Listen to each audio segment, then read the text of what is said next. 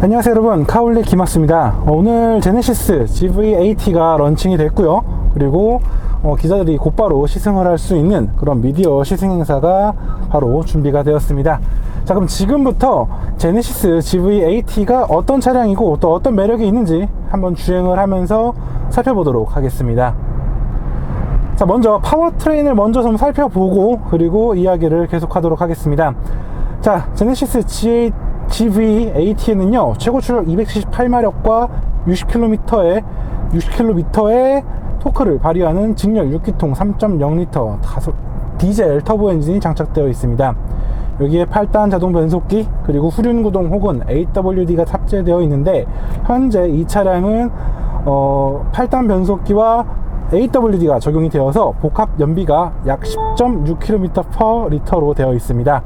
전체적으로 성능이라던가 효율성이라던가 이런 부분에서 균형 잡힌 모습을 보여주고 있는 것이죠. 다만 좀 아쉬운 게 있다면 성능적인 부분에서 사실 278마력과 60km의 토크는 사실 좀 어중뛰죠. 보통 250마력대에 50km대의 토크가 나오거나 혹은 300마력대에 70kgm의 토크를 내는 게 일반적인데, 이쪽도 저쪽도 아닌 좀 애매한 토크를 갖고 있다라는 게 조금 어떤 의도인지 조금 의혹스러운 부분도 있습니다.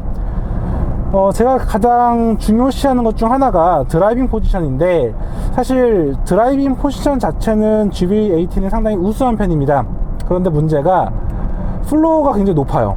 캐빈 플로어의 높이가 굉장히 높아서 이게 그러니까 지면과 운전자의 거리가 상당히 멀다는 거죠. 이게 정통 오프로더도 아니고 어떻게 보면은 시각적인 부분에서 클래딩 가드가 얇고 스키드 플레이트가 적은 약간 도심형 SUV임에도 불구하고 이렇게 과도하게 높은 셋업을 하는 이유가 무엇이었을까 라는 의문은 드는 게 사실입니다. 하지만 기본적으로 시트에 앉았을 때 엉덩이와 발목과의 거리나 각도가 상당히 이상적이고요. 그리고 운전자의 시야도 상당히 넓게 확보가 되어서 그 부분에서 오는 만족감은 굉장히 우수하다라고 할 수 있겠습니다. 게다가 지금 제가 타고 있는 차량이 거의 풀옵션이라고 할 수 있는데, 그러면 9천만원 정도가 되는 차량일 텐데, 시트의 질감이라던가 스티어링 휠의 파지감 그리고 시트의 핏감 이런 부분에 있어서 전체적으로 우수함이 느껴지는 그런 차량이라고 말할 수 있을 것 같아요. 여기까지는 굉장히 좋습니다. 그런데 실제 주행을 해보면 어떨까요? 전 주행을 하면서 일단 여러 가지 생각이 들었는데, 가장 먼저 파워트레인에 갸우뚱하게 되더라고요. 이게 분명 278마력과 60kgm의 토크라고 한다면 상당히 파워풀하고 힘찬 느낌이 있어야 되는데, 페달 반응도 조금 흐릿한 느낌이 좀 있고, 출력의 전개에 있어서도 조금은 소극적인 느낌입니다. 이게 어떻게 본다면 고급스러운 세팅이라고도 할 수 있겠는데, 진중하면서도 힘찬 게 아니고 진중한 것 같긴 한데 힘이 좀 없는 느낌이에요. 그래서 실제로 60kgm의 토크라기보다는 40kg 중반 정도의 토크가 느껴진다? 라고 생각이 될 정도로 펀치감이 좀 약한 느낌입니다. 그런 부분은 좀 아쉽게 느껴지죠. 하지만 8단 자동 변속기가 굉장히 부드럽게 매치업을 해준다라는 점, 이 부분은 좋은 것 같아요. 그래서 드라이빙 모드를 스포츠로 바꿨을 때는 조금 더 경쾌하고 과격하게 달려나간 느낌은 주긴 하는데, 그래도 스포티한 감성은 좀 부족하다라는 생각이 드는 게 내심 드는 아쉬움이라고 말할 수 있겠습니다. 사실 지금 저희가 일반적인 고속화 도로를 달리고 있기 때문에 사륜구동 시스템의 능동적인 그런 출력 배분이라던가 트랙션 컨트롤의 능숙함이라던가 이런 걸 확인할 수는 없겠지만, 그래도 제네시스 브랜드도 이미 충분히 많은 시간을 거쳤고, 그리고 또 현대자동차를 통해서 H트랙 그 사륜구동 시스템도 또 많은 경험을 쌓았던 만큼 일상적인 주행은 물론이고 어느 정도 능동적이고 계속 바뀌는 그런 노면에도 충분히 잘 적응할 거라는 그런 생각을 하며 다음 개별 시승을 좀 기대해 보도록 하겠습니다. 개인적으로 차량의 움직임에 있어서 좀 아쉽다라는 생각이 들어요. 지금 저희가 타고 있는 차가 22인치 알로이 휠이 장착되어 있는 차량이어서 그런지 모르겠는데 조금 어색합니다. 사실 G90, G80 혹은 G70에서 이미 제법 완성도 있는 하체 셋업을 구현했던 제네시스인데, 이상하게 GV80에서는 좀 이렇게 하체와 차의 상체가 따로 노는 듯한 느낌이 듭니다. 뭐 좋게 말하자면 노면에서 올라오는 승차감을 저해하는 요소들, 진동이라던가 충격을 최대한 억제하고 일관적인 부드러운 승차감을 제공하기 위해서 노력했다라고도 말할 수 있겠는데요. 사실 그게 편하지 않다는 게 문제인 거죠.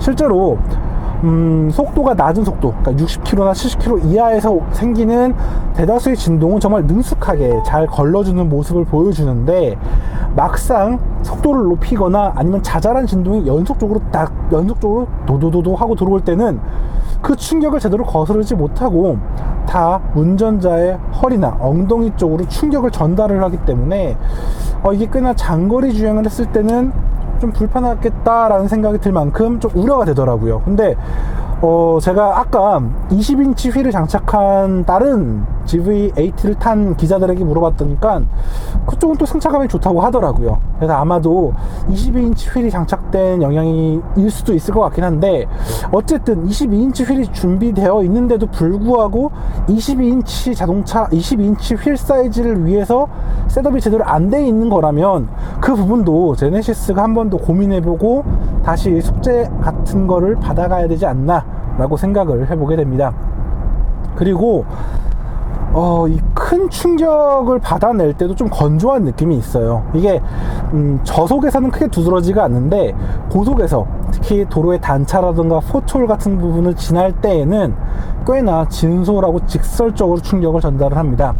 물론 이 차가 어떻게 보면 유럽식 스포츠 성향이 갖고 있는 SUV였다면 이해할 수 있을 것 같아요. 차량의 성향이니까. 그런데 지금 이 차를 타고 있으면 이 차가 대체 어떤 자동차가 되고 싶었을까 라고 의구심이 갖게 돼요. 그래서 부드러운 걸 원했던 걸까? 스포티한 걸 원했었던 걸까? 아니면 감성적인 걸 원했었던가? 그런 게 명확하지 않게 느껴지다 보니까 대체 이 차가 어떤 방향성을 갖고 있는지 잘 모르겠어요. 그래서 돌이켜보면은 예전에 현대차가 보여줬던 셋업을 그대로 이어가고 있는 건 아닐까? 라는 생각도 약간 들어서 좀 아쉬움이 있습니다. 그렇지만 그래도 일단 기본적으로 지금처럼 도로 표면이 좋을 때에는 굉장히 안정적이고 편안한 승차감을 계속 이어갈 수 있다는 점, 이 부분은 정말 큰 강점이라고 말할 수 있을 것 같고요. 그리고 브레이크에 대한 제동력에 대한 전개도 굉장히 일관적입니다. 우리가 대중적인 차에 비해서는 초반의 담력은 좀 덜하고 중반과 후반에 접어들수록 제동력이 크게 느껴지는 편인데, 사실 이러한 셋업은 제규어나 캐딜락 혹은 메르세데스 벤츠에서 자주 보여줬던 기능이기 때문에 저는 되려 이러한 셋업이 좀 더 어울린다 라고 말씀드릴 수 있을 것 같습니다. 그리고 기능적인 부분에서도 굉장히 화려하다라는 게 이 GV80의 특징이라고 할 수 있겠죠. 뭐 어댑티브 크루즈 컨트롤은 물론이고 이 방향지시 등을 작동했을 때 그 차선에 대한 카메라를 비춰줘서 지금 현재 차선을 끼어들어도 되는지 아닌지를 명확하게 잘 알려주는 기능이 있다라는 점, 이런 부분도 좋고요. 그리고 외기에 그런 오염물 확인을 해가지고 여과를 해준다거나 이렇게 다양한 기능이 탑재되어 있다 보니까 기능적인 만족감은 굉장히 우수하다라고 말씀드릴 수 있을 것 같아요. 그래서 확실히 기본기에 대해서는 아직 어떠한 명확한 컨셉이 느껴지지 않다 보니까 이렇다 저렇다라고 말할 수는 없을 것 같아요. 하지만 그럼에도 불구하고 소비자들의 이목을 끄는 그런 패키징 부분에서는 굉장히 매력적인 셋업을 갖고 있다라는 점을 확인할 수 있을 것 같고요.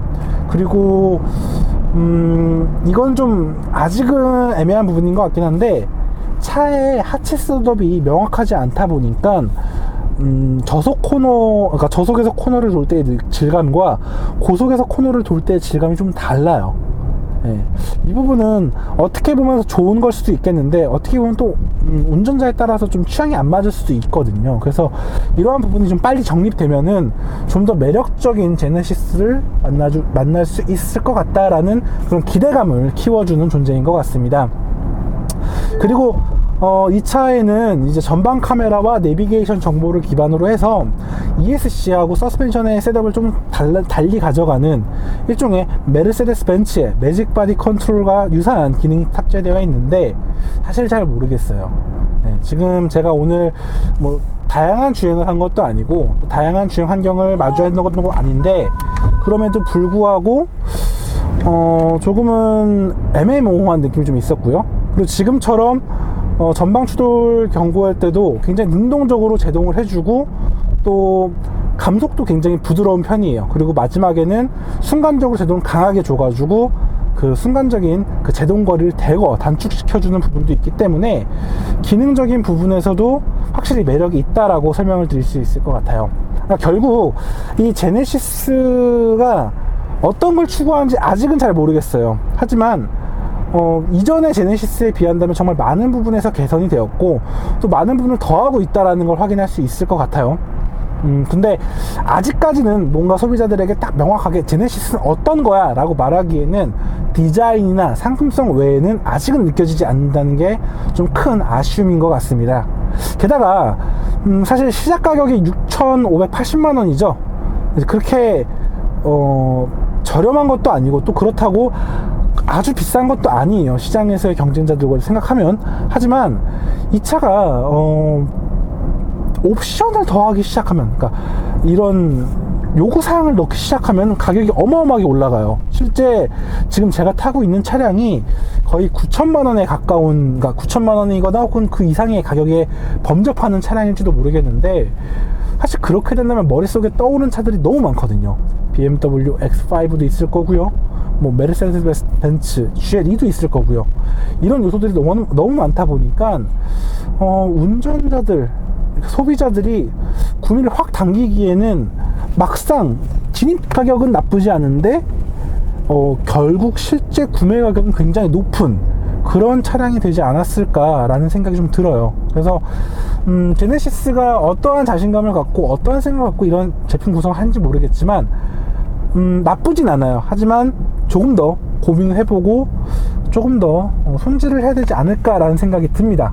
그리고 오늘 이번 시승이 어떻게 본다면 제네시스 GV80가 갖고 있는 모든 매력을 제대로 느낄 수 없는 그런 시승이었을지도 모르겠어요. 사실 뭐 터레인 모드도 제대로 활용하지 못했고, 그리고 또 사륜구동에 대한 그런 기능적인 부분도, 그리고 이 과도하게 높게 느껴지는 지상고가 왜 이렇게 높은지도 제대로 느껴보지 못한 그런 시승이었기 때문에 추후에 별도 시승이 만약에 가능하다면 그때는 좀 더 자세하게, 그리고 좀 더 집중적으로 이 차량의 매력과 가치를 한 번 더 살펴보도록 하겠습니다.